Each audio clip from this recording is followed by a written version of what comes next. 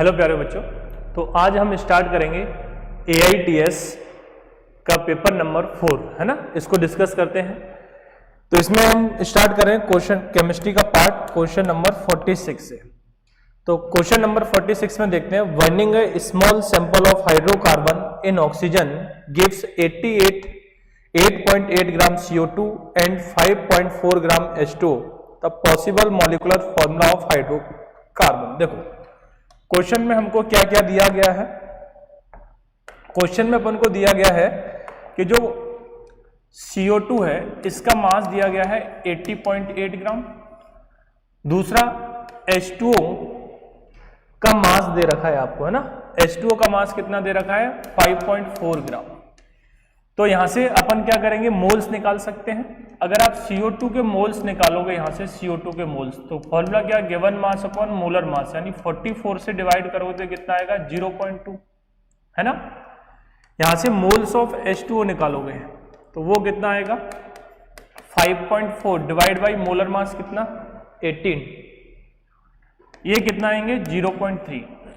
अब आपसे देखो, अब यहां से देखो, यहां से CO2 और H2O के मोल्स हमारे पास आ गए, जो कि कितने हैं, इसका 0.2 है और ये कितने हैं 0.3, यानी अपन ये बोल सकते हैं रेशियो ले तो 2:3 का रेशियो आ गया।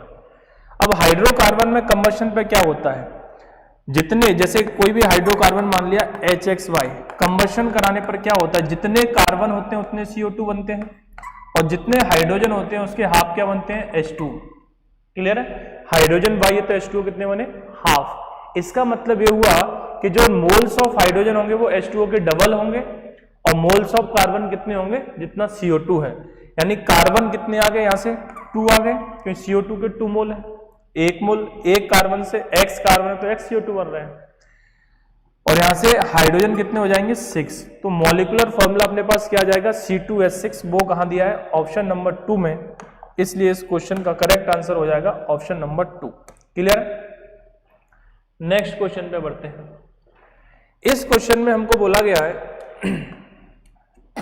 Question number 47, what is the energy of 1 mole of photon of radiation whose wavelength is 440 nanometre. इसमें वेवलेंथ दे रखी है, हमसे क्या पूछा गया है, एनर्जी पूछा गया 1 मोल की। देखो तो इसके लिए हमारे पास क्या फॉर्मूला है एनर्जी के लिए, इसमें बताए थे 1240 अपॉन वेवलेंथ। यहां से यूनिट आती है EV पर एटम में, ये किस में आता है EV पर एटम में आता है। क्लियर। अब आप यहां से देखोगे जो वेवलेंथ यहां किस में होना चाहिए नैनोमीटर में, तो 1240 डिवाइड बाई वेवलेंथ इसमें कितना दिया 440, 0 से 0 काट दिया, तो यहां से आप इसको कितने से काट सकते हो, अभी 4 से काट सकते हो, तो ये कितना हो गया 31 और ये कितना हो गया 11, यानी 31 अपॉन 11।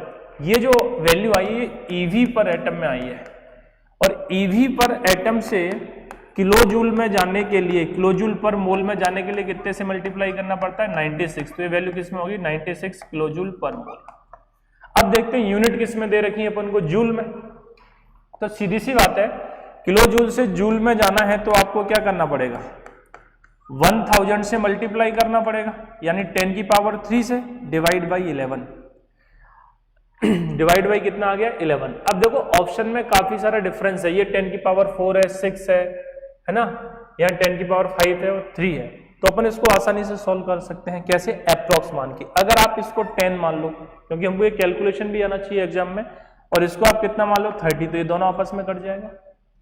अब यहां से आप देख सकते हो 3 इंटू 6 कितना हो गया 18 और 9 इंटू 3 27, है ना। 27 प्लस 1 कितना हो गया 28 इंटू 10 की पावर 3। इसको आप क्या ले सकते हो 2.88 इंटू 10 की पावर 5। देखो ये कितना है 2.7, तो ये अप्रॉक्स क्यों आया 0.1 की वैल्यू का, बस क्योंकि अपन ने यहाँ अप्रॉक्स माना था। तो इस क्वेश्चन का आंसर होगा ऑप्शन नंबर 2।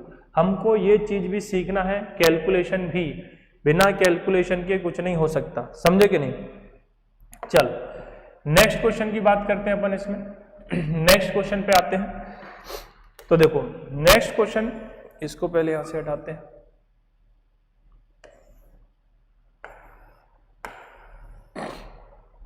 ये था अपना क्वेश्चन नंबर 47। अब अपन इसमें बात करेंगे क्वेश्चन नंबर 49। अपन फिजिकल केमिस्ट्री को यहां डिस्कस करेंगे। अच्छा, इसमें 48 भी है, तो पहले 48 को देखोगे। क्वेश्चन नंबर 48, तो देखते हैं 48 क्या कह रहा है। क्वेश्चन नंबर 48 बोला है विच of the following set of quantum number is not possible for an electron in an atom. कौन सा क्वांटम नंबर इसमें पॉसिबल नहीं है? तो देखो L की वैल्यू जो होती है वो कहां से होती है? 0 to n-1, और M की जो वैल्यू होती है वो कहां से होती है? -L to +L। तो यहां से अपन को चेक करना है। देखो n की वैल्यू इसमें 3 है तो L की वैल्यू 2 हो सकती है, क्योंकि 0 से n-1, और n की वैल्यू 2 है तो m-1 हो सकता है। मतलब पहला वाला तो करेक्ट है ना। अपन को नॉट पॉसिबल बताना है। इसमें n की वैल्यू 3 है, मतलब L की वैल्यू 1 हो सकती है। L की वैल्यू देखो कहां से होती है? 0 to n-1, है ना। लेकिन जब L 1 है तो m की वैल्यू -2 नहीं हो सकती है, इसलिए इसका करेक्ट आंसर हो जाएगा क्वेश्चन नंबर 48 का। 48 का करेक्ट आंसर क्या हो जाएगा? ऑप्शन नंबर बी, है ना। 48 का करेक्ट आंसर जो है वो क्या हो जाएगा? Option number B. क्लियर है? तो इसमें हमारा सही आंसर लगेगा ऑप्शन नंबर बी। अगले क्वेश्चन पे आते हैं। क्वेश्चन नंबर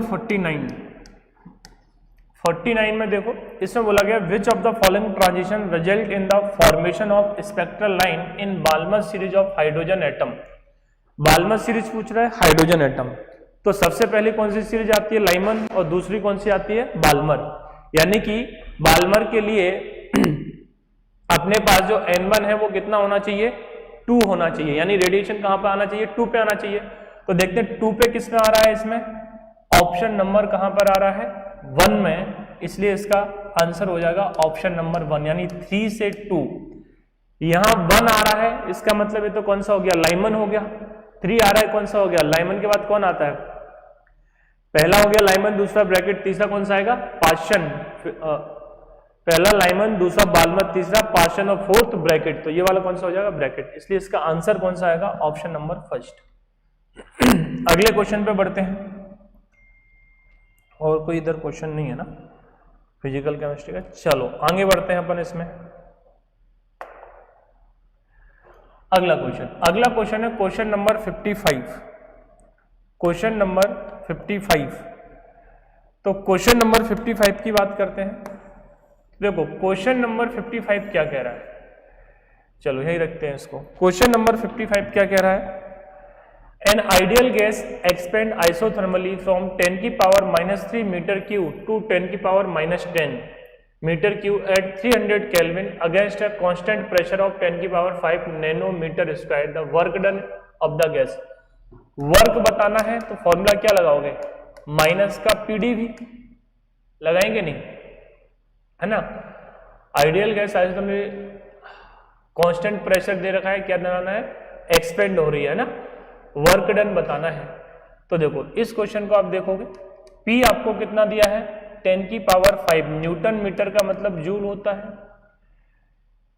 यहां आपको कितना दिया है? वॉल्यूम 10 की पावर -3 से 10 की पावर -2, यानी V2 - V1 लगेगा, तो यहां ये हो जाएगा। तो इसको अपन सोल्व कर लेंगे। 10 की पावर 5। अब यहां देखो ये कितना है? 10 की पावर माइनस, तो इसको आप क्या ले सकते हो? 10 की पावर -3 इंटू 10, और ये कितना है? 10 की पावर -3, एक ही बात है। इसमें से 10 की पावर -3 तो आ गया क्या? कॉमन। तो अंदर यहां कितना बचा? 10 - 1, ये बचा कि नहीं? तो ये कितना हो गया? बाहर बचा 10 की पावर 2, और 10 - 1 कितना है? 9। तो यहां से कितना आ गया? 900, है ना। तो इस क्वेश्चन का आंसर, जो क्वेश्चन नंबर 56 है, इसका आंसर अपन कितना टिक करेंगे? 900। क्लियर है? क्वेश्चन नंबर 56, 55 भी है ना।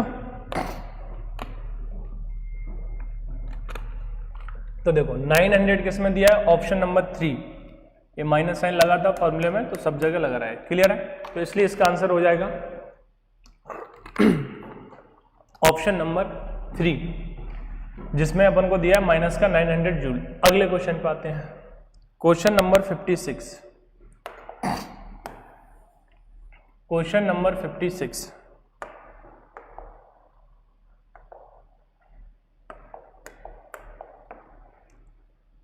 क्वेश्चन नंबर 56 को देखते हैं। 56 में बोला enthalpy change for CH4 plus half O2 CH3OH is negative, यानी डेल्टा H की वैल्यू इसने बोल रखा है कैसा है, नेगेटिव है।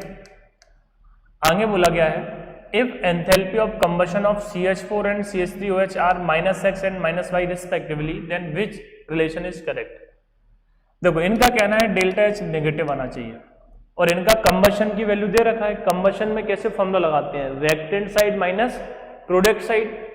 तो रेक्टेंट साइड में कौन है, CH4, तो इसका कंबशन कितना दे रखा है, -x माइनस, अब किस साइड का कंबशन लिखोगे, प्रोडक्ट साइड। तो एंथैल्पी ऑफ कंबशन की वैल्यू दी तो कंबशन का फॉर्मूला लगेगा reactant side minus product side. तो प्रोडक्ट साइड में कौन है, CH3OH, और इसका कंबशन कितना दिया, -y। तो यहां से कितना आ गया, -x + y। अब देखो डेल्टा H क्वेश्चन में बोल रखा है कैसा होना चाहिए, नेगेटिव। इसका नेगेटिव होने के लिए किसकी वैल्यू ज्यादा होना चाहिए, x, मतलब x ग्रेटर देन हो गया y, और x ग्रेटर देन y किस में है, ऑप्शन नंबर 1 में है। किसमें दिया है, ऑप्शन नंबर 1 में, इसलिए इस क्वेश्चन का आंसर हो जाएगा ऑप्शन नंबर 1। क्लियर है, कौन सा आंसर हो जाएगा, ऑप्शन नंबर 1। अगले क्वेश्चन पे आते हैं। 56 के बाद क्वेश्चन नंबर 57, क्वेश्चन नंबर 57 देखते हैं। क्वेश्चन नंबर 57 में बोला गया है 2 mole of an ideal gas expand isothermally and reversibly from 1 litre to 10 litre at 300 kelvin, what is enthalpy change. अपन को क्या बताना है, एंथैल्पी में चेंज क्या आएगा। तो यार ये बताओ, 2 मोल आइडियल गैस बोला गया है, आइसोथर्मल बोला गया है, और आइसोथर्मल का मतलब क्या है, डेल्टा T 0 है ना। क्या बोला गया है, आइसोथर्मल के लिए डेल्टा T क्या होगा, 0, and reversibly from 1 litre to 10 litre 300 kelvin, what is the enthalpy change. तो इसकी एंथैल्पी में चेंज क्या आएगा, 0 आएगा, क्यों डेल्टा T 0 हो जाएगा, तो एंथैल्पी में चेंज क्या हो जाएगा, इस केस में 0 हो जाएगा। क्लियर, यानी 0 किस में दिया, ऑप्शन नंबर 3। तो इस क्वेश्चन का आंसर हो जाएगा ऑप्शन नंबर 3। क्वेश्चन नंबर 58, 58 में बोला if 1 mole of H2 and 1 mole of CO are taken in a 10 litre vessel, ठीक है, heated to 725 kelvin at equilibrium, 40% of water react with carbon monoxide according to this equation, ठीक है। Calculate equilibrium constant, क्या बताना है, equilibrium constant. तो सबसे पहले आप इसकी रिएक्शन लिखो। रिएक्शन क्या दिया गया है आपको, H2 + CO, और यहां से क्या बना रहा है, H2 + CO, यहां से क्या बना रहा है, H2 + CO। अब इसमें देखो, if 1 mole of H2 and 1 mole of CO are taken, इन दोनों के 1 मोल दे रखे हैं क्वेश्चन में, हमको दोनों के 1 मोल दे रखे हैं। आगे बोला गया है और taken in 10 litre of vessel, volume दे रखा है, और at equilibrium 40% of water react with carbon monoxide. अब देखो इसका 40% रिएक्ट कर रहा है ना, इसका मतलब 40% डिसोसिएट हो रहा है। तो आप यहां से क्या लिखोगे, 1 - 0.4, 40% का मतलब क्या हुआ, 0.4। तो यहां से भी कितना जाएगा, 0.4, क्यों, इसका कोफिशिएंट भी 1 है, और यहां कितना बनेगा, 0.4 के कोफिशिएंट 1 है, और यहां पे भी कितना बनेगा, CO2 में 0.4। क्लियर है, ये मैंने कहां का लिख दिया, इक्विलिब्रियम पे। ये तो इनिशियली T = 0 पर दे रखे हैं, यानी ये कितना बचा, 0.6, 0.6, और ये दोनों 0.4। हमसे पूछा गया इक्विलिब्रियम कांस्टेंट, ये बताओ इसमें डेल्टा Ng कितना है, सारी की सारी गैस है, डेल्टा Ng 0 है, 2 गैस प्रोडक्ट साइड में, 2 रिएक्टेंट साइड में, तो डेल्टा Ng 0 है, तो हमको किससे डिवाइड करने की जरूरत नहीं है, वॉल्यूम से, क्योंकि वो तो आपस में कट जाता है, तो हम डायरेक्टली मोल रख सकते हैं। तो इसके लिए केसी आप क्या लिखोगे, 0.4 × 0.4 डिवाइड बाई 0.6 × 0.6।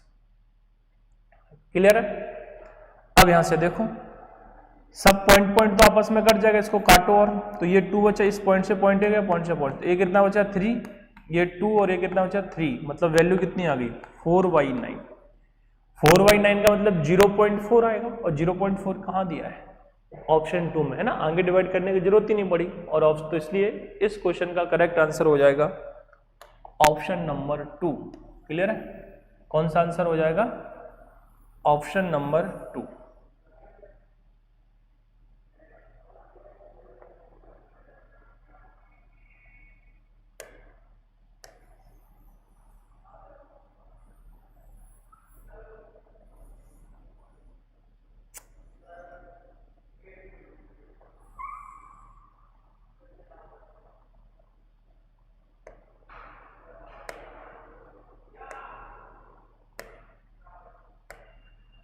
चलो इसको हटा देते हैं। ये समझिएगा टी इक्वल टू इक्विलिब्रियम यहाँ रखा है ना। चलो ये कहाँ है? टी इक्वल टू इक्विलिब्रियम में, टी इक्वल टू इक्विलिब्रियम में, टी इक्वल टू 0 है ना, टी इक्वल टू इक्विलिब्रियम। चलो अगले क्वेश्चन पे आते हैं। Question number 59। क्वेश्चन नंबर 59 क्या बोला? फर्दर रिएक्शन N2O4, देखो डायरेक्ट रिएक्शन पूछा गया आपसे। N2O4 से क्या बन रहा है? 2NO2। और इसमें बोला था correct relation between the degree of dissociation alpha and the equilibrium constant Kp P total. देखो इसके लिए आपको डायरेक्ट बोले थे, आपको याद करना है, रखा जाता है, डायरेक्ट पूछा जाता है कि तो क्या फॉर्मूला बना था इसके लिए? 4 alpha square P upon 1 minus alpha square. क्या बना था? 4 alpha square P upon 1 minus alpha square. तो 4 alpha square P upon 1 minus alpha square कहाँ दिया है? ऑप्शन नंबर 1 में, इसलिए इसका आंसर हो जाएगा ऑप्शन नंबर 1। क्लियर है? चल नेक्स्ट क्वेश्चन पे बढ़ते हैं अपन।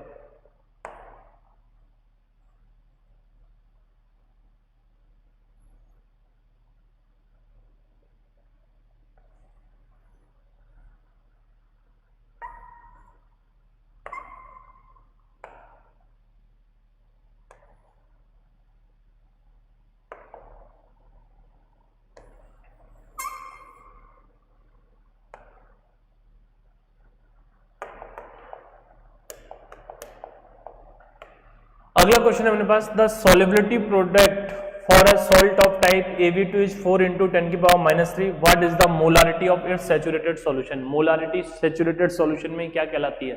सॉल्युबिलिटी कहलाती है। तो यानी कि आपसे सॉल्युबिलिटी पूछ रहा है और दिया क्या है? Solubility product. दिया क्या है? Solubility product. तो क्वेश्चन नंबर 60, तो आपको सॉल्ट क्या दे रखा है? Ab2। क्या दे रखा है? Ab2। और Ab2 का मतलब KSP का फॉर्मूला क्या बनेगा इसका? KSP बराबर क्या बनेगा? 4SQ बनेगा कि नहीं? क्या बताए थे? 1 कोफिशिएंट है तो 1 की पावर 1, 2 कोफिशिएंट तो 2 की पावर 2 यानी 4, और S की पावर क्या आता है? टोटल वैल्यू 2 + 1 कितना आएगा? 3। अब देखो KSP इसमें कितना दे रखा है? 4 × 10⁻⁹ ये 4SQ। 4 से 4 गया, ये Q हटाओगे तो 10 की पावर कितना आ जाएगा? -9 की पावर 1/3। मतलब यहां से आंसर कितना हो गया? 10 की पावर -3। तो सॉल्युबिलिटी कितनी आ गई? 10 की पावर -3। ये कहाँ दिया है? ऑप्शन नंबर 1 में, इसलिए इस क्वेश्चन का आंसर हो जाएगा ऑप्शन नंबर 1।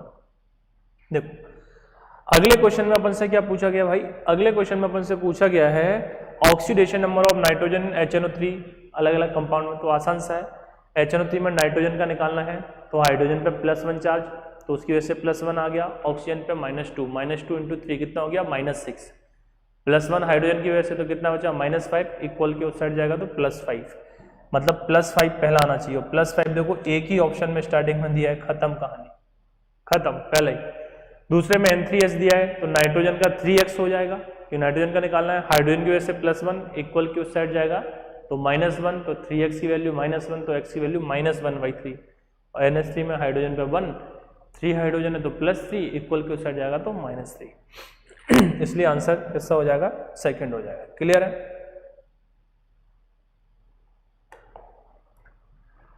अगले क्वेश्चन पे आते हैं। अगला क्वेश्चन हाँ, क्वेश्चन नंबर 68। क्वेश्चन नंबर 68 को देखो। 68 में क्या बोला गया है? Osmotic pressure of 20% weight by volume CaNO3 का whole twice solution at 0 degree Celsius will be. क्या पूछ रहा है? Osmotic pressure. भैया ऑस्मोटिक प्रेशर का फॉर्मूला क्या था? पाई = ICRT, क्योंकि ये इलेक्ट्रोलाइट है CaCO3। आई की वैल्यू सबसे पहले कितनी पुट करोगे यहाँ पे? तो एक कैल्शियम है, 2 NO3 है, तो आई की वैल्यू कितनी होगी 3। अब देखो C तो कंसंट्रेशन है और यहां तो क्या दिया है परसेंट वेट बाई वॉल्यूम, तो इसके लिए आपको क्या रिलेशन बताए थे 10 into percentage wait by volume divide by molar mass of solute, बताए थे कि नहीं, molar mass of solute. Clear. अब यहां से देखो ये तो हो गया अपने पास ये। अब यहां से देखो R की वैल्यू क्वेश्चन में दे रखी है, नहीं दे रखी है, तो कितना होता 0.0821 है ना, कितना लेना R की वैल्यू 0.0821 और टेम्परेचर 0 डिग्री सेल्सियस दे रखा है यानी कि 273 केल्विन, कितना 273 केल्विन। देखो पाई निकालना, ये तो हो गया 3, 10 परसेंटेज वेट बाई वॉल्यूम कितना 20, कितना दिया है 20%, क्या दिया है CaNO3 का होल ट्वाइस, तो इसका मोलर मास कैलकुलेट करना पड़ेगा।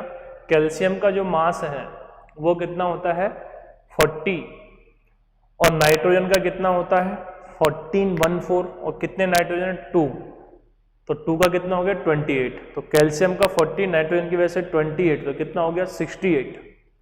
ऑक्सीजन का होता है 16 और कितने ऑक्सीजन है इसमें 3 इंटू 2 बाहर है ना, तो कितने हो गए 6 ऑक्सीजन, तो इसमें कितने से मल्टीप्लाई करना पड़ेगा 6 से, तो 96 ये हो गया है ना। ऑक्सीजन की वजह से कितना हो गया 96 और इससे पहले कितना था 68, तो टोटल कितना हो गया 164, तो यहां आप कितना रखोगे 164। अब देखो अपन ने मोल कंसेप्ट में पढ़ा था PV इक्वल टू nRT, तो NTP का मतलब क्या था, NTP का मतलब क्या था 1 atm 273 केल्विन, तो वहां मोल का फॉर्मूला क्या आता था गिवन वॉल्यूम डिवाइड बाई 22.4, यानी कि इन दोनों की कैलकुलेशन कितनी आती है 22.4, तो यहां आपने रख दिया 22.4। क्लियर है। अब बस आपको यहां कैलकुलेशन करना है। ऑप्शन देखते हैं पहले कैसे दिए हैं, काफी डिफरेंस है ऑप्शन में, यानी जहां अप्रॉक्स मानने की जरूरत पड़ेगी तो मान सकते हैं। पहले तो 4 से काटो इसको, तो 4 से इसको काटोगे तो कितने बार टाइम जाएगा 5 टाइम्स, और 4 से इसको काटोगे तो कितने टाइम्स जाएगा 41, ठीक है। अब कितने से कट कर सकते हैं, इसको मैं 40 मान ले रहा हूं अप्रॉक्स, कितना मान ले रहा हूं 40, काफी डिफरेंस है, इसको 0 से 0 काट दे, फिर से 4 बचा, 4 से काटोगे तो कितना आ जाएगा 5.6, तो ये हो गया कितना 15, 5 इंटू 3 इंटू 5.6, तो 15 छक्का 90, 9 बचा और 15 5 75 और 9, तो कितना हो गया 84, एक पॉइंट लगाना पड़ेगा, मतलब आंसर कितना आ रहा है 84, और 84 के पास कौन है सेकंड 82, इसलिए इसका ऑप्शन हो जाएगा 2। हमने अप्रॉक्स माना है इसलिए आया है, अप्रॉक्स में क्या माना नीचे वाली वैल्यू को कम किया तो आंसर ज्यादा आएगा ना, पहले बड़ी थी तो आंसर इससे क्या आता कम। क्लियर है, तो ऑप्शन नंबर कौन सा आएगा 2। ये फिर से बोल रहा हूं, ये कैलकुलेशन आपको भी ऐसे ही सीखनी है ना, नहीं तो पूरा टाइम कैलकुलेशन में ही चला जाएगा, तो बाकी क्वेश्चन कैसे करोगे भाई, कैलकुलेशन भी आपको सीखनी है। अगले क्वेश्चन पे आते हैं। अगला क्वेश्चन है क्वेश्चन नंबर 69 में क्या बोला है, if the mole fraction of urea in aqueous solution is 0.08, aqueous solution में यूरिया का मोल फ्रैक्शन कितना है 0.08, then the molality of urea in the solution, क्या बतानी है molality, mole fraction of urea ने एक्वस सॉल्यूशन कितना दिया है 0.08, then the molality of urea in the solution. तो देखो इसके लिए आपको डायरेक्ट एक रिलेशन बताए थे, क्वेश्चन नंबर कौन सा है ये 69, क्या फॉर्मूला था molality equal to mole fraction of solute divide by mole fraction of solvent into 1000 divide by molar mass of solute, divide by molar mass of solute. देखो सॉल्यूट का जो है वो आपको कितना दे रखा है 0.08, तो ये कितना हो जाएगा 0.92, क्यों टोटल मोल फ्रैक्शन कितना होना चाहिए 1, सॉल्वेंट का into 1000 divide by molar mass of solve,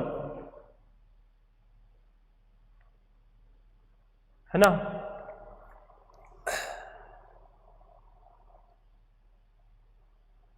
divide by molar mass solute. Solute इसमें क्या है भाई, सॉल्यूट इसमें क्या है, मोल यूरिया दिया है, तो यूरिया का मोलर मास कितना 60। तो देखो पॉइंट से पॉइंट हट गया यहाँ से, है ना, ये कितना हो गया 8 और ये कितना है 92। 4 से दोनों कट करेंगे, दोनों कट हो सकते हैं 4 से काटा तो ये 2 और 4 से काटा तो ये कितना 23। ठीक, 2 से काटा तो ये कितना 30, एक 0 से 0 काट दो तो ये कितना आ गया 100 डिवाइड बाई 69। अब देखो 1 पॉइंट कुछ इसका ऑप्शन होना चाहिए, देखो 1 पॉइंट कुछ ऑप्शन होना चाहिए, मोलालिटी 2 टाइम्स जाएगा या नहीं जाएगा ना यार। 4 से काटा तो ये कितना आया 2 और 4 से काटा तो ये कितना है 23, 1000।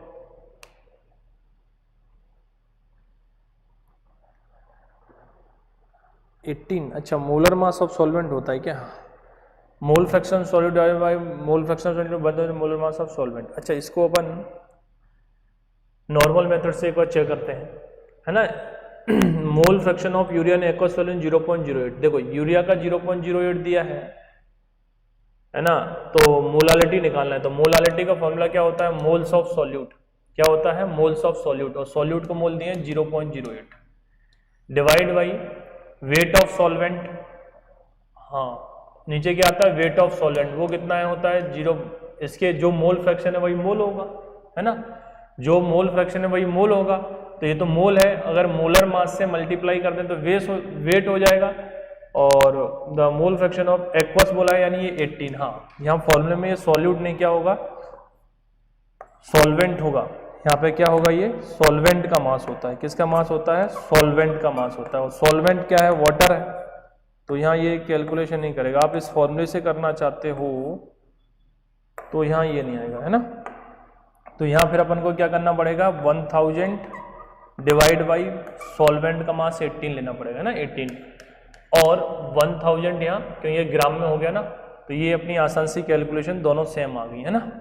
जब फॉर्मूला में लगे गड़बड़ है तो आपको क्या करना है बेसिक मेथड से जाना है। अभी इसको कट किया तो ये कितना आया था 4 से काटा तो 2 और 4 से काटा तो 23, पॉइंट से पॉइंट तो हट जाएगा, और 2 से काटोगे तो कितना हो जाएगा 9, है ना, कितना हो जाएगा 9।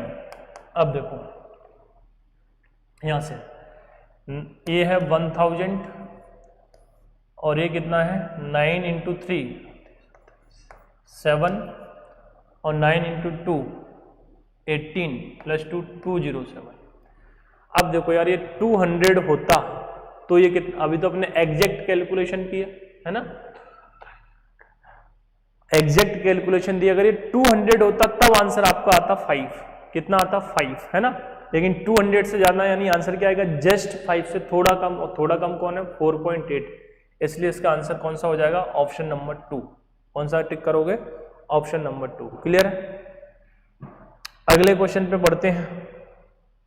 अगले क्वेश्चन में बोला गया था conductivity of 1 into 10⁻³ molar acidic acid. अच्छा कंडक्टिविटी दे रखी है यानी कप्पा की वैल्यू, पहले इसको साइड में करते हैं यहां से।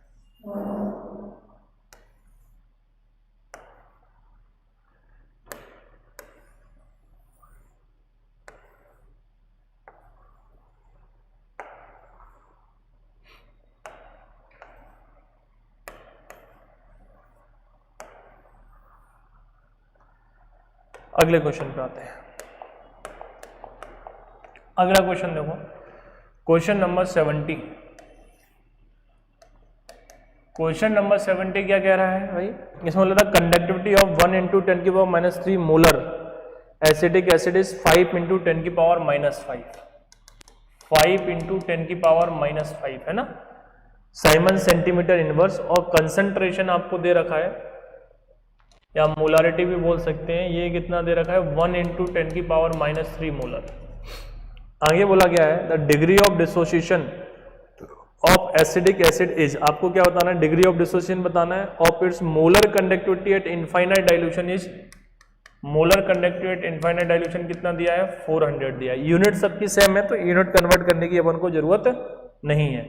तो डिग्री ऑफ डिसोसिएशन का फॉर्मूला क्या होता है बताओ भाई, डिग्री ऑफ डिस्ट्रीब्यूशन का फॉर्मूला क्या होता है, molar conductivity at any concentration divide by molar conductivity eight infinite dilution. तो ये तो दिया है, यानी कि यहाँ से मोलर कंडक्टिविटी आप निकाल लोगे तो अपने पास क्या आ जाएगा, इसका आंसर आ जाएगा।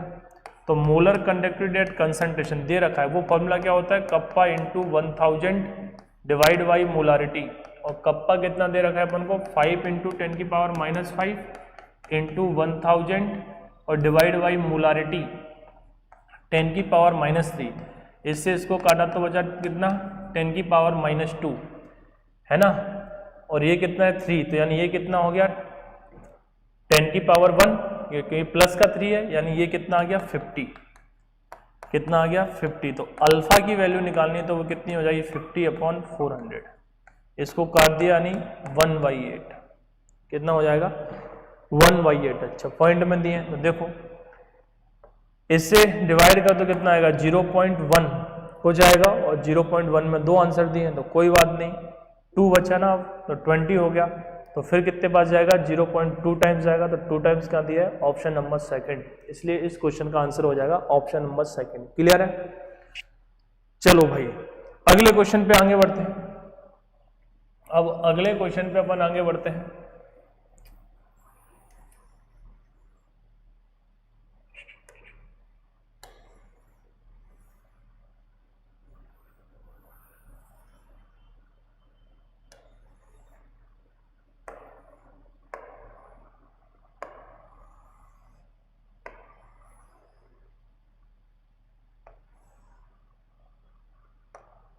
Question number 71। क्वेश्चन नंबर 71 को देखो। At anode volume of gas obtain at STP during the electrolysis of, anode पे बताना है ना, 0.1 molar CuSO4 solution by the using 1 ampere of current for 9.65 minute will be, है ना।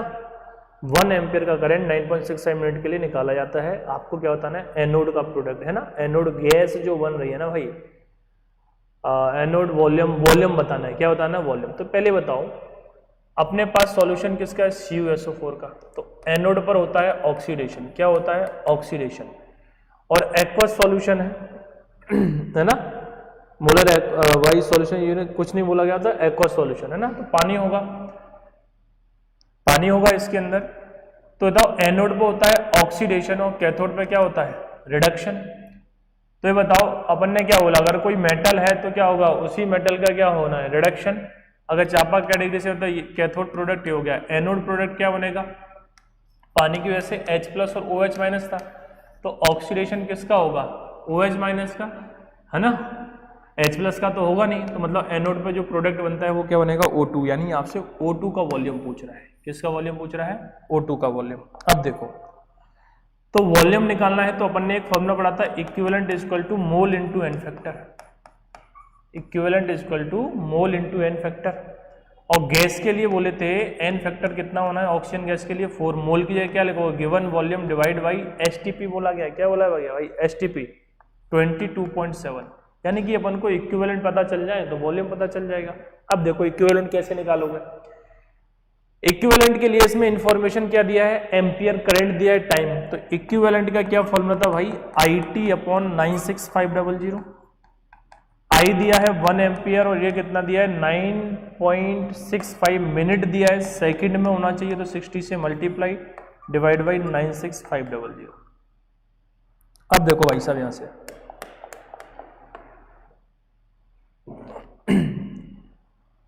यहां से आप इसको देखोगे तो देखो ये 9.65 है, ये 965, तो 965 से, अरे भाई 965 से अगर आप इसको कट करते हो कितने से, 965 से, तो नीचे तो कितना बचेगा 100 और ये कितना बचेगा 0.01। क्लियर है। तो यहाँ एक जीरो से एक जीरो काट दो, तो देखो ये इक्विवेलेंट जो है ना आपके पास कितना आ गया 0.01, यानी 6 से मल्टीप्लाई कर दिया तो 0.06 डिवाइड बाई 10, यानी कि ये कितना हो गया 0.006। इस वैल्यू को आप यहां पुट कर दो 0.006। यहां से आपके पास क्या आएगा, वॉल्यूम आ जाएगा। अब देखो यार वॉल्यूम में ठीक ठाक डिफरेंस है, तो मैं अब इसे 22.7 ना लेके 4 कर दे रहा हूँ। आपको ये याद होना चाहिए भाई एसटीपी पर 22.7 ही होता है, एनटीपी पर कितना होता है 22.4। अब मैं मान रहा हूं इसको कि पता है ऑप्शन में डिफरेंस है, 4 से काटोगे तो कितना हो गया 5.6।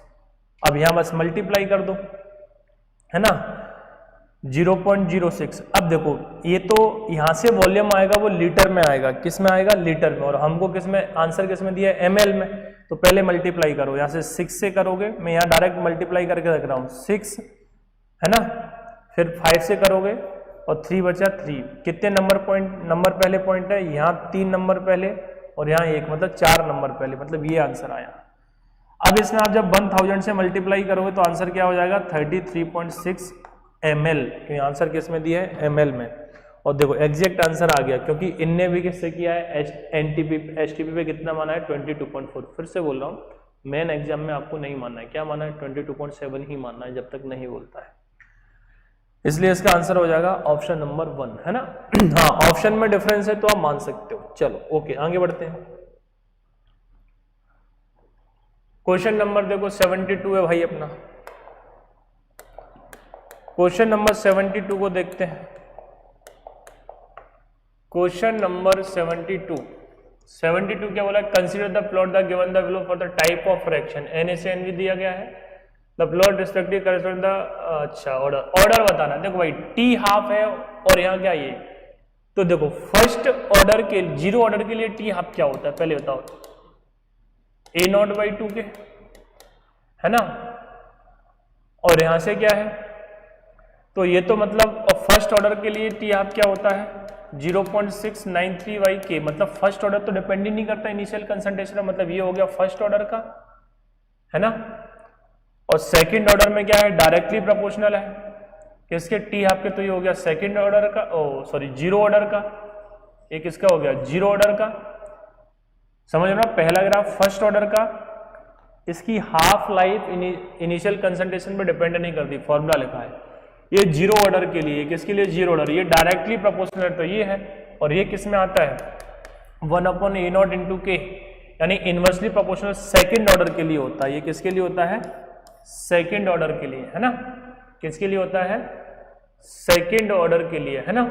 तो ये किसका हो गया सेकंड ऑर्डर, तो इसमें क्या टिक करोगे, पहला ग्राफ फर्स्ट 02 102 102 कहाँ दिया है 3 में, इसलिए आंसर होगा 3। अगले में आते हैं, the slope of graph in ln k versus 1/t for the RNS equation is. अच्छा स्लोप बताना है, तो देखो भाई स्लोप की बात करते हैं।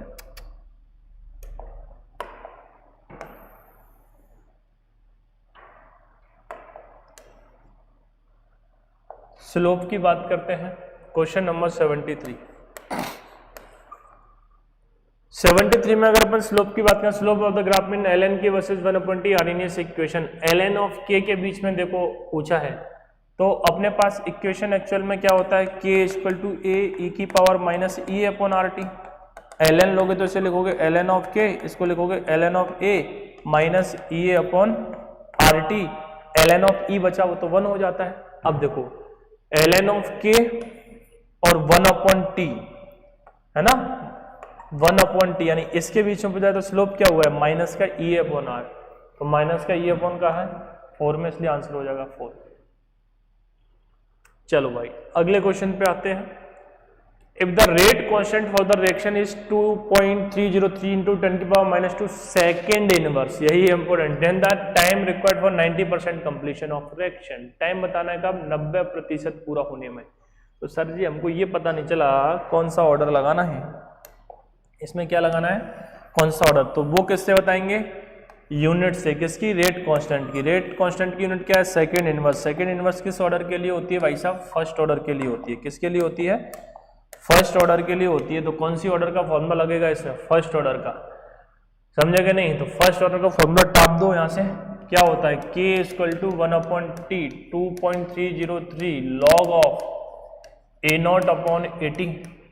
k की वैल्यू दे रखी है, कितनी दे रखी है 2.303 × 10⁻², 1/t, t दिया है नहीं, t पूछ रहा है 90% के लिए 2.303 log a0 माना आपने कितना इनिशियल कंसंट्रेशन मान लो 100, तो भाई साहब पूछ रहे हैं 90% पूरा होने में कितना लगेगा, तो 100 का 90 गया तो कितना बचा 10, और 80 होती है बची हुई वैल्यू, तो 0 से 0 काट दिया, 2.30 से 2.303 काट दिया। log 10 इसका मतलब क्या है, 10 की पावर -2 बचा, मतलब 1/100, ये 1/t। log 10 कितना होता है 1, मतलब t की वैल्यू कितनी आ गई 100 सेकेंड। आंसर कहाँ दिया भाई साहब 2 में, आंसर कितना हो जाएगा 2, खत्म कहानी है ना। चलो भाई अगले क्वेश्चन पे बढ़ते हैं। और कोई दिया है क्या, और कोई दिया है क्या, ना ना ना।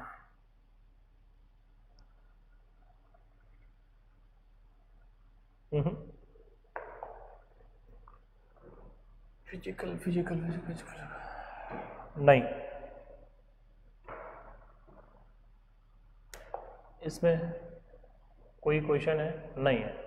तो भाई ये हुआ अपना कौन सा AITS पेपर 4, ठीक है।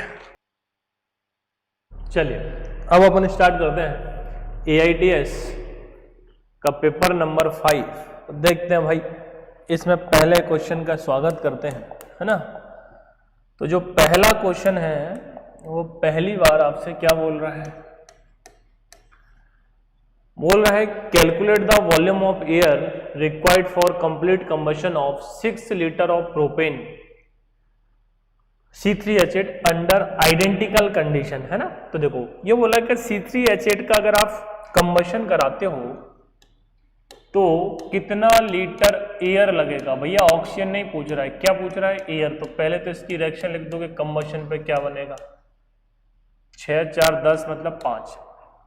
यहां से देखो जब इसका 1 लीटर होगा तब इसके कितने लीटर होंगे 5, क्लियर है। रिलेशन 1 है तब इसके कितने 5, क्वेश्चन में कितना बोला गया 6, यानी 1 है तब इसकी लीटर लगेंगे 5, तो 6 के लिए कितने लगेंगे 5 × 6 यानी 30 लीटर। ये 30 लीटर तो भाई साहब क्या आया है, ऑक्सीजन का वॉल्यूम आया है। क्वेश्चन में क्या पूछा है एयर, तो एयर का 21 पॉइंट कुछ होता है, एयर में ऑक्सीजन का वॉल्यूम कितना होता है 21% कुछ होता है, पर हम अप्रोक्स मान के चलेंगे कितना 20, कितना मान के चलेंगे 20। तो ये बताओ एयर में 20% बाई वॉल्यूम ऑक्सीजन है, इसका मतलब क्या हुआ कि अगर एयर के 100 लीटर होंगे तो ऑक्सीजन के कितने लीटर होंगे 20 लीटर। तो उल्टा भी बोल सकते हो कि अगर ऑक्सीजन के 20 लीटर होंगे तो एयर के 100 लीटर होंगे। देखो क्या बोला गया 100 लीटर एयर, परसेंटेज 20 होता है ना, 21 होता है लेकिन अप्रॉक्स 20 मान के चल सकते हो, कैलकुलेशन आसान हो जाएगी, उसी के हिसाब से दिया भी है। तो 20% का क्या मतलब है कि एयर के 100 लीटर में 20 लीटर ऑक्सीजन है। तो अपन उल्टा पढ़ सकते हैं ना कि 20 लीटर ऑक्सीजन होगी तब एयर 100 लीटर होगा, तो 1 लीटर होगी तो ये कितना हो जाएगा 20/100/20 यानी 5 लीटर एयर होगी। अब आपको 1 लीटर ऑक्सीजन नहीं, कितने लीटर ऑक्सीजन लग रहा है 30 लीटर, तो 5 × 30 तो कितना हो गया 5 3 15 150 लीटर। कितना लीटर हो जाएगा 150। 150 कहाँ दिया भाई साहब ऑप्शन नंबर 3 में। तो इसलिए इस क्वेश्चन का जो आंसर है वो कौन सा हो जाएगा ऑप्शन नंबर 3। अगले में आते हैं, कौन सा है भैया अगला अपना 48 में दिया है given below the 2 statement the characteristic of cathode ray depend on the nature of gas present in the cathode ray. ये तो गलत हो गया भाई साहब, गैस पे डिपेंड नहीं करता है। दूसरा television picture tube or cathode rays tube, हाँ ये बिल्कुल सही है। जो टेलीविजन ट्यूब होती है वो कौन सी होती है कैथोड ही होती है, मतलब पहला गलत है दूसरा सही है। देखो statement 1 is correct 2 is incorrect, गलत। बोथ स्टेटमेंट करेक्ट ये भी नहीं है, both statement first and second are incorrect ये भी नहीं है। लास्ट में क्या दिया तो बचा तो यही है, first is incorrect and second is correct, तो मतलब आंसर हो गया ऑप्शन 4। चलो भाई अगले पे बढ़ते हैं, इसमें है क्वेश्चन नंबर कौन सा है भाई साहब, क्वेश्चन नंबर 55। क्वेश्चन नंबर 55 को बताते हैं जल्दी से। क्या कहना है इनका, एक रिएक्शन दे रखी है भाई साहब ने, बोला the correct set of thermodynamic parameters are, है ना, सही बताना है कौन सा है। पहले बताओ डेल्टा Ng+1 है कि नहीं है। पानी से गैस में जाएंगे तो एंट्रोपी बढ़ेगी कि नहीं बढ़ेगी, बोलो हाँ बढ़ेगी, तो मतलब डेल्टा एस कैसा होगा पॉजिटिव। लिक्विड से गैस में जाते हैं तो एंट्रोपी बढ़ती है पॉजिटिव। अब डेल्टा एस तो क्या है पॉजिटिव है ना, करेक्ट थर्मोडायनेमिक। अब डेल्टा एस पॉजिटिव है और इसमें डेल्टा जी भी बताना है आपको। क्या बताना है? Delta G. तो डेल्टा जी तो कैसा होगी स्पॉन्टेनियस के लिए? जीरो नहीं होगी। जीरो का तो मतलब क्या होता है? इक्विलिब्रियम होता है। या तो इसको बोलना चाहिए कि प्रोसेस कहां पर है? इक्विलिब्रियम पर। अब देखो भाई, इसमें अगर बोलता ये कहां पर है? इक्विलिब्रियम पर, तो आप आंसर टिक करते ये वाला, क्योंकि इक्विलिब्रियम पर डेल्टा जी क्या हो जाती है? जीरो। अब इसने ऐसा कुछ बोला नहीं है, इसलिए आंसर कौन सा टिक करोगे? 4। तो अपन मान के चलेंगे भैया स्पॉन्टेनियस प्रोसेस है ना, तो उसके लिए डेल्टा जी क्या होना चाहिए? नेगेटिव, और डेल्टा एस क्या होना चाहिए? पॉजिटिव, है ना। तो इसलिए आंसर नंबर 4। अगले बात है, a mixture of 2 mole of carbon monoxide and 1 mole of oxygen. देख रहा, 2 मोल क्या है? Carbon monoxide and 1 mole of oxygen in closed vessel is ignited to convert the carbon monoxide to carbon dioxide. देखो भाई साहब का कहना है कि एक मिक्सचर है जिसमें 2 मोल क्या है? Carbon monoxide. ये क्वेश्चन नंबर 56। कार्बन मोनोऑक्साइड, इसके मोल्स दिए हैं कितने? 2, और ये रिएक्ट कर रहा है किसके साथ? ऑक्सीजन के साथ, है ना। एंड 1 मोल ऑफ ऑक्सीजन, इसका मोल 1 दिया है। इनका कहना है ये किस में कन्वर्ट हो रही है? कार्बन डाइऑक्साइड यानी कि CO2 गैस में। ठीक है। If delta is the enthalpy change and delta is the change in internal energy, then अच्छा रिलेशन बताना है अपन को। तो देखो भाई, ये बताते हैं। सबसे पहले भाई साहब इसको बैलेंस कर लो, तो 2 से मल्टीप्लाई कर रहा हूं, तो ये 2 नहीं, बैलेंस इक्वेशन होना चाहिए, बैलेंस होना चाहिए। तो मैं यहाँ 2 ऑक्सीजन है, तो यहाँ कितने से कर दे रहा हूँ? 1/2, है ना। अब देखो यहाँ से कितना कर दिया? 1/2। अब इसमें से इसका 1/2 मोल है, तब इसका कितना लग रहा है? 1 मोल। तो जब इसका 1 लगेगा तो इसका कितना लगेगा? 2 मोल। समझे कि नहीं? लेकिन अपन को तो इसमें क्या करना है? पहले डेल्टा एनजी निकालो यार। डेल्टा एनजी कितना आएगा? 1 - 1 + 1/2, यानी डेल्टा एनजी कितना आएगा? -1/2 आएगा कि नहीं? डेल्टा एनजी कितना आएगा? -1/2, है ना। कितना आएगा? -1/2। यहाँ भी 2 करते तब भी कहानी वही थी। डेल्टा, अब इसमें रिलेशन बताओ, डेल्टा एच बराबर क्या होता है? Delta U plus delta ng RT होता है कि नहीं? अब बताओ डेल्टा एनजी कितना आ गया? माइनस में आ गया, यानी ये डेल्टा यू, और ये क्या है? Delta H. यार आप खुद देखो, मतलब 0.5 भी लिख सकते हो आरटी। आप इसमें से कुछ माइनस कर रहे हो, उसके बाद ये इसके बराबर है, इसका मतलब इसमें से कुछ वैल्यू माइनस करने के बाद इसके बराबर है, इसका मतलब कौन ज्यादा है? डेल्टा यू ज्यादा है किससे? डेल्टा एस से। तो डेल्टा यू, अच्छा इसने यू की जगह क्या यूज किया है? ई, है ना। तो एक ही बात है, यू यूज करो या ई। तो वो कहाँ दिया है? ऑप्शन नंबर 2 में, इसलिए आंसर हो जाएगा ऑप्शन नंबर 2। अगले क्वेश्चन पे आते हैं, इसको थोड़ा साइड करते हैं, है ना।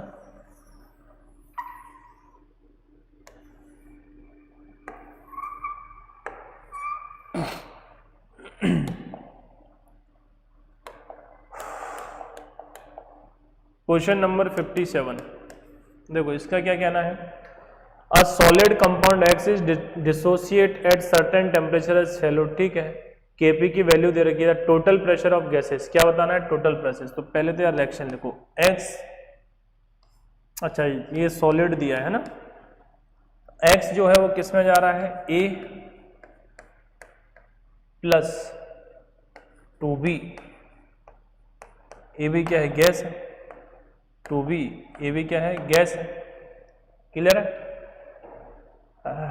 Dissociate certain temperature follows, KP दिया है, केपी कितना दिया है? 108 × 10⁻³ तो अपन मान लेते हैं यार इसका प्रेशर P है, तो इसका कितना हो जाएगा? 2P हो जाएगा कि नहीं? इसका प्रेशर कितना है? P, तो इसका कितना हो जाएगा? 2P। क्लियर? इसका तो होगा नहीं भाई साहब, कि सॉलिड है, तो आप KP क्या लिखोगे? P यानी पार्शियल प्रेशर ऑफ A, यहाँ क्या लिखोगे? पार्शियल प्रेशर ऑफ B की पावर 2, यानी वो कितना है? 2P की पावर 2, और ये कितना है? 108 × 10⁻³ ये तो P हो गया, तो ये कितना हो गया? 4P²। 4 से इसको काटो तो कितने टाइम जाएगा? 4 से काटो तो भाई कितने टाइम जाएगा? पहले जाएगा 2, फिर जाएगा 7, 27, है ना। तो ये अपने पास आ गया 27 इंटू 10⁻³ और किसकी वैल्यू आ गई, पी क्यू की वैल्यू। इससे पावर हटाओगे, अच्छा इसको आप और क्या लिख सकते हो,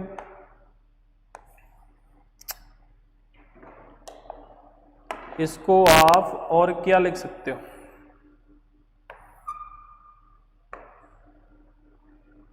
मैं 3⁻³ इंटू 10⁻³ लिख सकता हूं ना, पी क्यू।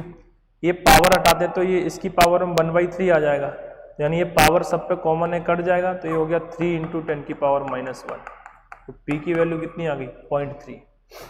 पी की वैल्यू कितनी आ गई, 0.3। अब देखो हमसे क्या पूछा गया, टोटल प्रेशर ऑफ गैसेस, तो पी की वैल्यू अपन ने निकाल लिया, कितना आ गया 0.3, और टोटल प्रेशर कितना है, ये पी था ना, यहाँ पहुंच गया है, पी था ना, तो टोटल प्रेशर कितना आ गया, P + 2P यानी कि 3P, और P की वैल्यू कितनी है 0.3, यानी टोटल प्रेशर कितना आ गया 0.9। कितना आ गया भाई साहब 0.9, ये अपने पास टोटल प्रेशर आ गया है ना। अब अगले क्वेश्चन में बढ़ते हैं 57, तो इसको थोड़ा साइड करना पड़ेगा यार। क्वेश्चन नंबर 57,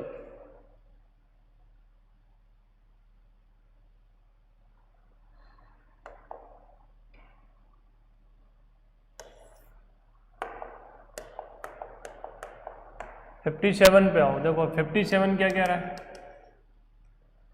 इनका कहना है a weak acid HX has the dissociation constant, यानी K दिया है 1 इंटू 10⁻⁻7।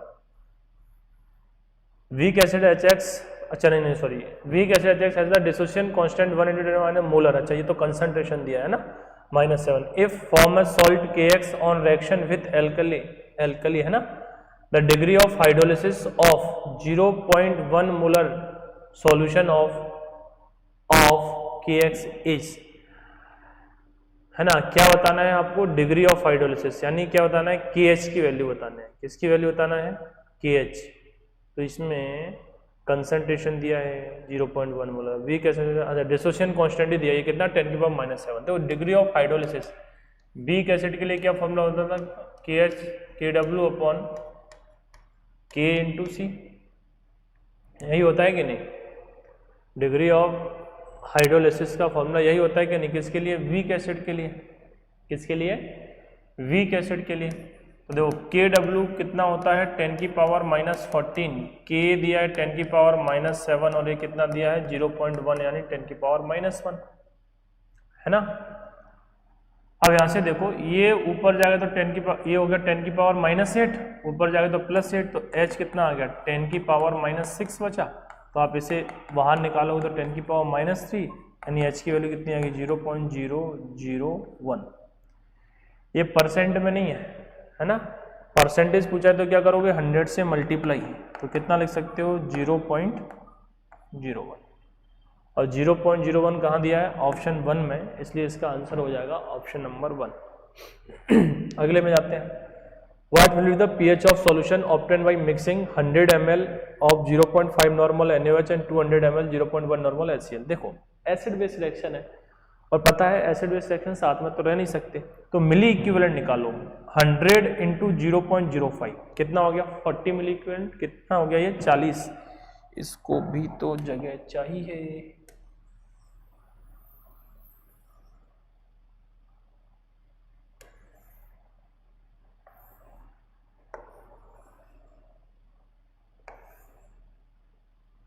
चलो भाई क्वेश्चन नंबर है 59। ये कौन सा था 58 था, 57 उधर है। देखो यहाँ milliequivalent what will the pH of solution of maximum 100 ml और 0.1 बेस है ना, तो बेस के मिली इक्विवेलेंट आए, किसके आए हैं बेस के, कितने आए 40 मिली इक्विवेलेंट, है ना। नॉर्मलिटी इनटू वॉल्यूम कर रहे हैं डायरेक्टली, है ना। एसिड के देखो कितने आएंगे 20 milliequivalent, milliequivalent of acid ये कितने आएंगे 20। ये बताओ यार फाइनली बचेगा कौन, बेस बचेगा ना, कौन बचेगा बेस, कितना बचेगा, ये 40 बेस है 20 है तो कितना बचेगा 20, तो यहाँ लिख दिया 20 divide by total volume, total volume कितना है 1000, यहाँ लिख दिया 1000। तो यहाँ से क्या आएगा, कंसंट्रेशन ऑफ OH माइनस आएगा। सर ये ml में लिया, ऊपर भी ml में कोई फर्क नहीं पड़ता है ना। तो कितना आ गया भैया 1/2 है ना। तो इसको आप और क्या लिख सकते हो, अब देखो POH दिया है तो यहाँ से आप POH निकाल सकते हो। POH कैसे लिखते हैं, दोनों साइड क्या लगाना पड़ेगा, लॉग लगाना पड़ेगा कि नहीं। आप चाहो तो इसको कैसे लिख सकते हो, कोई बात नहीं, इसको ऐसे ही लिखा रहने दो है ना। इसको आप 2 × 1/100 लिख लो, एक ही बात है ना। 100 का मतलब 10⁻²। लॉग लेते हैं तो क्या करते हैं, log A plus log B, यानी log 1/100 लगाओगे, फिर पूरी इक्वेशन में माइनस से मल्टीप्लाई करते हैं है ना।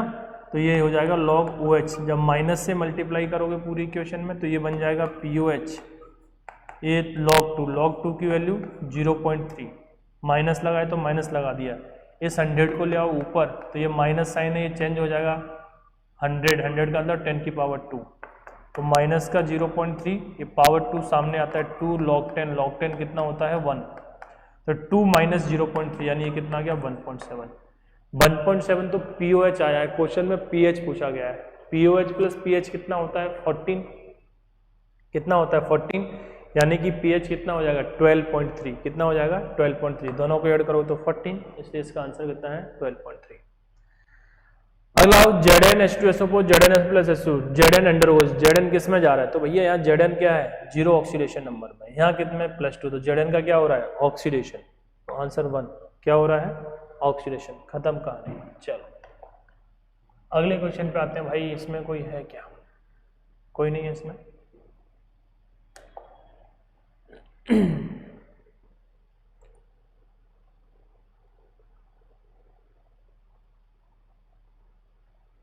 हाँ क्वेश्चन नंबर 67 है, चलो इसमें है अपने क्वेश्चंस,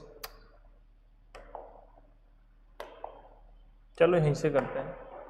क्वेश्चन नंबर 67 में आओ, देखो हेनरी लॉ क्या होता है कि पार्शियल प्रेशर होता है KH × सॉल्युबिलिटी या मोल फ्रैक्शन है ना। अब रिलेशन देखते हैं, और जो KH और टेम्परेचर है वो एक दूसरे के डायरेक्टली प्रोपोर्शनल होते हैं। देखो पहला स्टेटमेंट बोला KH increase with increase in temperature, बिल्कुल सही है, टेम्परेचर इंक्रीज करने पर KH इंक्रीज होगा। दूसरा KH decrease with increase in temperature, ये तो गलत है। अगला हुआ KH is the characteristic of constant of gas solvent system, ये सही है। KH है ना वो कैरेक्टरिस्टिक है किसका, constant of gas solvent system है ना, ये भी सही है, गैस के लिए डिफाइन होता है KH, यानी फर्स्ट और थर्ड सही है। फर्स्ट और थर्ड कहाँ दिया, पहले में तो पहला आंसर। दूसरे में आओ, जल्दी आओ।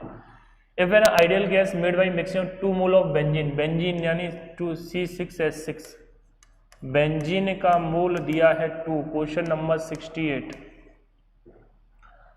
And 3 mole of another liquid, लो भाई सामने लिक्विड का नाम ही नहीं बताया, कोई बात नहीं है। बेंजीन का पार्शियल प्रेशर दिया, यहाँ लिख दूं 266, 3 मोल कोई अनदर लिक्विड है, चलो उसका P0 दिया है अनदर का, तो फिर अपन इसको A मान लेते हैं बेंजीन को, इसको B मान लेते हैं है ना। 236 mm of the total vapour pressure of the solution is the same temperature, same temperature पे टोटल वेपर प्रेशर बताना है ना। पहले बात आपको ये पता होना चाहिए, टोटल वेपर प्रेशर जो लोएस्ट प्रेशर होता है उससे ज्यादा आता है हाईएस्ट से कम, यानी आंसर 236 से ज्यादा आना चाहिए, 266 से कम आना चाहिए। देखो 266 से पहले कम वाला खोजो, तो ये वाला हो नहीं सकता ज्यादा है, ये वाला हो नहीं सकता ज्यादा है, 266 से ये भी नहीं हो सकता ज्यादा है, खत्म, जरूरत ही नहीं है। हाँ क्यों जरूरत है क्या, बताएं क्लास में, क्या नहीं बताएं, एवरेज है, दो लोगों का एवरेज निकालना है, कैसे निकालते हो भाई, एक का वेट 50 है एक का 60 है, तो एवरेज हमेशा 50 और 60 के बीच में आएगा, जो यहाँ है करने ही नहीं है, दुनिया का सबसे आसान क्वेश्चन। 69 पे आऊं, 69 पे आऊं है ना। अच्छा बाकी करना हो तो भाई कैसे करेंगे, टोटल प्रेशर क्या लगाओगे, P0A XA plus P0B XB, moles दोनों के इसके 3 दिए हैं, मोल फ्रैक्शन इसका 2/5 इसका 3/5, वेपर प्रेशर दिया है, खत्म कहानी, आगे आंसर। 69 पे आऊं, E0 जो दिया है आपको ग्रेटर देन 0 दिया होता है, E0 पॉजिटिव दिया, करेक्ट रिलेशन बताना है, करेक्ट ऑप्शन बताना है, तो भाई साहब ये बताओ डेल्टा G0 क्या होता है, माइनस का NFE नॉट सेल होता है कि नहीं, ये पॉजिटिव तो डेल्टा जी नॉट कैसा नेगेटिव, भाई साहब ये पॉजिटिव तो डेल्टा जी नॉट कैसा नेगेटिव, समझे कि नहीं। जब डेल्टा जी नॉट नेगेटिव तो इक्विलिब्रियम कांस्टेंट कैसा आना चाहिए, पॉजिटिव, है ना। क्यों भाई साहब, सर क्यों आना चाहिए, क्यों डेल्टा जी नॉट क्या होता है माइनस का 2.303 RT ln ऑफ के इक्विलिब्रियम होता है कि नहीं, लॉग के इक्विलिब्रियम होता है कि नहीं। तो अगर ये माइनस है तो माइनस से माइनस कट गया तो ये कैसा आना चाहिए, पॉजिटिव। अब देखो ये पॉजिटिव तो delta G negative, delta G negative इसमें भी है, तो मतलब ये कंफर्म है ये दो आंसर तो नहीं है क्यों डेल्टा जी पॉजिटिव है। आंसर ये दो है, इन दो में इक्विलिब्रियम कांस्टेंट केवल पहले वाले में ज्यादा है, इसलिए आंसर 1, खत्म कहानी। चलो भाई चलो चलो बढ़ो आगे बढ़ो आगे बढ़ो, जल्दी जल्दी निपटाते जाओ, निपटाते जाओ। इनको साइड करते हैं।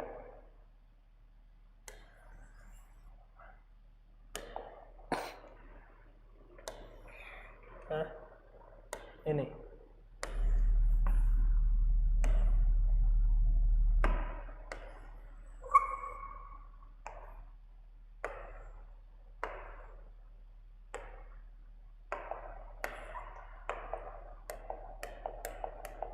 आओ भैया अगला क्वेश्चन आते हैं। If conductivity of 0.01 molar solution of KCl is 1.6 into 10⁻³ siemens centimetre, the molar conductivity of the solution will be. क्या होता नहीं है, मोलर कंडक्टिविटी। क्या दिया है, कंडक्टिविटी, तो लगा दो यार conductivity kappa into 1000 divide by molarity, खत्म।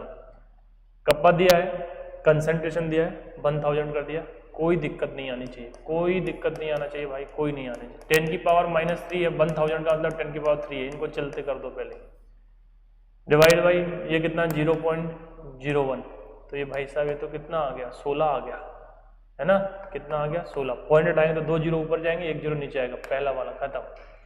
अगले में rate of formation of SO3 according to the reaction, ठीक है, इतना दिया है, लेकिन ध्यान दो किसमें दिया है, kg मिनट इनवर्स में। Then the rate of disappearance of SO2 will be, rate किसकी बतानी है, डिसअपीयरेंस ऑफ SO2 की। तो यार इसको हटाओ, इसमें जगह चाहिए अपन को, क्या चाहिए भाई सब, जगह चाहिए, हटा दो हटा दो हटा दो इसको।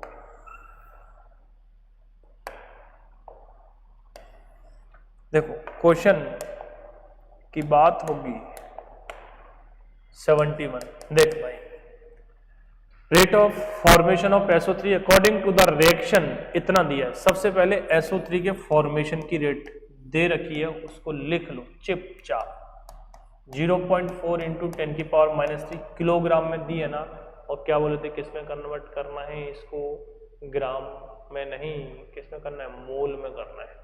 तो पहले बात किलोग्राम से ग्राम में जाओगे तो 10⁻³ से मल्टीप्लाई करोगे, ये बन गई ग्राम में, ग्राम पर मिनट में बन गई कि नहीं, किलोग्राम से ग्राम में गए। अब मोलर मास से डिवाइड कर दो तो किस में बन जाएगी, मोल में।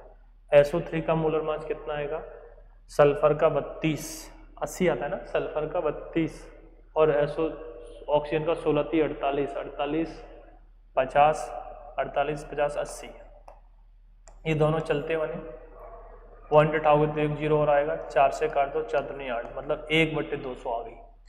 रेट ऑफ SO3 कितना आ गया, 1/200। क्लास में भी एक क्वेश्चन कराए ग्राम वाला, फिर मोल में कन्वर्ट किया। दिक्कत यह है कि किलोग्राम में दिया है, किलोग्राम में पूछ रहा है बच्चा, डायरेक्ट करता है। भैया डायरेक्ट कैसे हो सकता है, बोलो खुद बोलो, काहे नहीं बोलते हो भाई, क्यों नहीं हो सकता है, क्योंकि SO3 इसका मोलर मास अलग है और SO2 का मोलर मास क्या होगा, अलग होगा। समझ पाते हो कि नहीं। अब आओ, then the rate of disappearance of SO2, बस रिलेशन निकाल लो। तो rate of disappearance of SO2, इसका कोएफिशिएंट कितना है 2, और यहाँ से क्या लिखो, rate of appearance of SO3, इसका कोएफिशिएंट कितना है 2, ये रेट ऑफ रिएक्शन के बराबर हो गए, 2 से 2 निपटा दिया, हाँ कोई दिक्कत ही नहीं है। रेट ऑफ SO2 को आप क्या लिखोगे, ये तो आ गया 1/200, भाई साहब ये तो मोल में आया है, आंसर तो पूछ रहा किलोग्राम में, तो पहले ग्राम में निकालोगे कि नहीं निकालोगे बाबा, पहले इसको किस में निकालोगे, ग्राम में। और ग्राम में निकालने के लिए आप लोग क्या करोगे, क्या करोगे बता, कहीं नहीं रहे। ग्राम में निकालने के लिए आप क्या करोगे, है ना, जल्दी से देखो फटाफट, ये तो 200 है ना, इसमें ये तो मोल में आया है, ये किस में है भैया, मोल मिनट इनवर्स में आया है। ग्राम के लिए क्या करते हैं, गिवन मास अपन मोलर मास, मतलब इसी को ग्राम में करने के लिए मोलर मास से मल्टीप्लाई करना पड़ेगा। किसके से करना पड़ेगा, SO2 का कितना होता है 64, है ना, ग्राम में आ गया, आंसर किलोग्राम में है तो ये ग्राम में आया तो 1000 से क्या करना पड़ेगा, डिवाइड करना पड़ेगा। सही बोला, सही बोला, 1000 से क्या करना पड़ेगा, डिवाइड करना पड़ेगा। देखो भाई देखो, 2 से काटो तो 0 0, 2 से काटा तो 32, ये 10 की पावर 3, ये 10 की पावर 2, यानी कितना आ गया 32 अपॉन 10 की पावर 5। तो आप इसे क्या ले सकते हो, 32 इंटू 10 की पावर -5, -5 में दिया है, देखो -4 में दिया है, काहे दिया है सर, इसको ऐसे लिख सकते हो ना, 3.2 इंटू 10 की पावर -4, आंसर आ गया 3.2 इंटू 10 की पावर -4। क्लियर, कोई दिक्कत परेशानी, कोई नहीं, बहुत बढ़िया। चलो भाई अगले क्वेश्चन पे आते हैं, क्वेश्चन नंबर 72। अब यार इसको हटाना पड़ेगा, बताया आपको, मैं डिलीट मार रहा हूँ, है ना, क्या मार रहा हूँ, डिलीट डिलीट डिलीट डिलीट, जल्दी से किसको मार देते हैं, इसको मार देते हैं बेटा, है ना।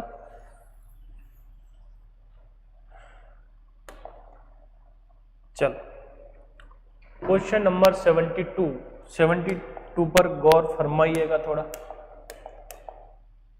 72 पर गौर फरमाइएगा। क्या कहना है, half life period of first order reaction is 2.772 second, the specific rate constant of the, घुमा दिया, रेट कांस्टेंट को क्या बोल दिया, स्पेसिफिक, कोई दिक्कत ही नहीं है, रेट कांस्टेंट को है, टी हाफ इक्वल टू क्या था 0.693 डिवाइड बाई के पूछ रहा है के, तो 0.693 और ये कितना दिया है, टी हाफ भैया कितना दिया है 2.772, खत्म, बना लोगे ना यार, क्यों क्या बोलते हो, बना पाओगे कि नहीं सर, बता दो, बता दें क्या, बता दें क्या क्या क्या क्या, नहीं बताएंगे। इसको आप क्या ले सकते हो, 693 इंटू 10 की पावर -3 लिख सकते हो कि नहीं। अब मैं इसको ऐसे ना, मैं तो ये बोलूँ एक और लगा दो तो 10 की पावर -4 लिख दो, क्यों लिख दो सर, अभी बता रहे 2772 है ना, बोल दो हाँ, बोल दो हाँ। तो अब यहाँ से देखो ये 6 जा रहा है यार, बड़ा नंबर लग रहा है, तो इसको 0 मान लो, तो एक 0 से 0 उड़ा दिया, अब छोटा लग गया, 600 है, मतलब ये 700 के आसपास है, ये कितना है, पहले देखो 10 की पावर -4 वाला आंसर, 10 की पावर -4 तो भैया 3 ऑप्शन में दिए हैं। अब देखो यहाँ से क्या ये 3 बार जाएगा, 3 बार जा सकता है, बिल्कुल नहीं जा सकता, 750 250 से ही होता है, तो यानी ये 2 पॉइंट कुछ जाएगा कि नहीं, और 2 पॉइंट कुछ में केवल आपके पास एक ही ऑप्शन है 2, आंसर 2, खत्म कहानी, कैलकुलेशन बिल्कुल नहीं है, तुम डर गए थे पेपर में, है ना। चलो भाई और कोई क्वेश्चन है इसमें कोई ही क्वेश्चन नहीं है, आगे बढ़ते हैं। क्या इसमें कोई क्वेश्चन है, कोई क्वेश्चन नहीं है, बहुत बढ़िया, आगे बढ़ते हैं। क्या इसमें कोई क्वेश्चन है, कोई क्वेश्चन नहीं है, आगे बढ़ते हैं। क्या इसमें कोई क्वेश्चन है, कोई क्वेश्चन नहीं, अबे इतना काहे कम पूछ लिया इसमें, आप बताओ भाई, कोई दिक्कत यहाँ तक कोई, तो मेरे प्यारे बच्चों हो, उम्मीद करते हैं आपको ये समझ में आया होगा, है ना। चलो बस अच्छे से पढ़ाई करो, पेपर देते रहो, है ना, और मोटिवेटेड रहो, क्लियर है, ठीक है, तो आज के लिए इतना ही, थैंक यू।